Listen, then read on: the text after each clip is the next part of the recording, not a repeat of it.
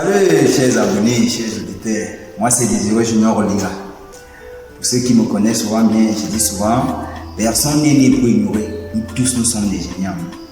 Aujourd'hui, pour mes amis, je ne sais pas quoi, des classes distinguées, et surtout les gens de secondaire, nous allons travailler sur la fonction logarithme népérienne. Tout simplement, en revenant sur certains critères et certaines conditions d'existence, nous allons déterminer le domaine de définition de cette fonction que vous voyez. On dit donc f de x est égal à ln de ln de x, ln de 2x plus 4 sur x sur 2 moins x temps. Il faut donc définir le domaine de définition. On revient sur le concret, les conditions d'existence. En effet, f existe lorsque le point, on reçoit les contraintes, lorsque ln de 2x plus 4 sur 2 moins x est d'abord comment? Est d'abord strictement supérieur à 0. Voici la première contrainte. La deuxième contrainte, étant donné que ça c'est logarithme népérien, donc forcément ceci doit être strictement supérieur à 0. Donc, comment dire? Deuxième contrainte c'est supérieur à 0. Voilà donc les deux contraintes qui vont donc nous faire donner le domaine de définition. Pour ce faire, qu'est-ce que nous allons faire? Tout simplement, nous allons poser ceci. Posons point ln de 2x plus 4 sur 2 moins x égale à 0. Ça veut dire à dire quoi? Ça veut dire à dire que ln de 2x plus 4 sur 2 moins x égale à ln de 1. Car nous savons bien la fonction ln de x s'annule à 1. Qu'est-ce que ça revient donc à dire?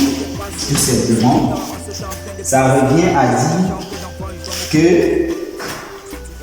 2x plus 4 sur 2 moins x égale à 1. Déjà, si c'est égal à 1, vous voyez bien, si c'est égal à 1, ça veut dire que la contrainte selon laquelle ceci soit supérieur à 0 est déjà vérifiée. Donc nous ne serons plus obligés de revenir sur cette contrainte. Donc on finit juste avec cette. Ou bien on a dit, on va traverser plus 4 sur 2 moins x égale à 0. Cela dit, on fait comme s'il y avait un 1 en bas, ce qui ont souvent du mal. Ça fois ça fait 2x plus 4. Ça fois ça fait moins 2 plus x. Sur ça fois ça fait 2 moins x égale à 0. À des donc nous avons donc 3x plus 2 le tout sur 2 moins x égale à 0. Ok, on ressort donc simplement les deux solutions. Le but c'est pas vraiment définir que c'est privé, c'est pas ça notre objectif. Donc nous avons donc 3x plus 2 déjà égale à 0, le moins x égale à 0. On pose d'abord comme ceci, et par la suite nous retrouvons que x est égal à 2 tiers, et en bas x est égal à quoi? X est égal à 2. On passe donc au tableau de signes de ceci, que nous pouvons donc noter en quelque sorte E de x. Partout là où ce E de x sera supérieur à 0, strictement, ça veut dire qu'on aura résolu notre première équation selon laquelle ln de 2x plus 4 sur 2 moins x soit strictement supérieur à 0. Cela dit, tableau de signe pour étudier le signe de E de x. On met x là, qu'est-ce qui va là? Nous avons moins l'infini plus l'infini. C'est composé de deux, je peux dire quoi, deux facteurs en quelque sorte. On met que 2x plus 2, 3x plus 2 temps moins, 2 moins x Et en bas, E de X. Ici la ligne. Ici la ligne. Rien de compliqué.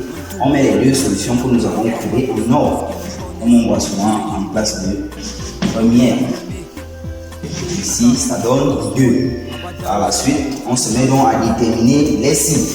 Ces signes s'annulent là. On met le 0. Ça veut dire que les signes sont quoi? Les signes sont moins, plus, plus. Donc ici, ceci s'annule là. Ça veut dire que les signes sont moins signe de A, signe de A. Et le signe de A ici c'est moins. Quand on dit moins signe de A, ça fait plus, plus et signe de A moins. Ici à E de X, donc qu'est-ce que nous pouvons? Nous pouvons simplement moins, plus, moins. Nous pouvons donc priver comme c'est quelque chose de rationnel.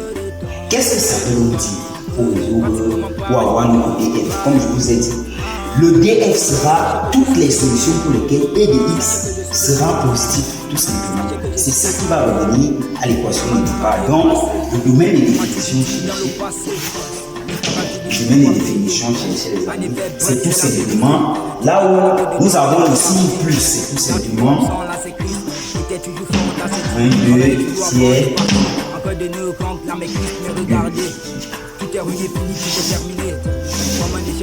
Ok, vous avez donc vu en quelques instants l'analyse avec profondeur des fonctions népériennes. Il y en a plusieurs, les fonctions par exemple exponentielles. Tout ça, ce sont des choses très simples. Donc, je vous remercie de m'avoir regardé. Et en cas de difficulté, n'hésitez pas de nous contacter, de laisser des remarques. Et en plus de ça, vous vous abonnez.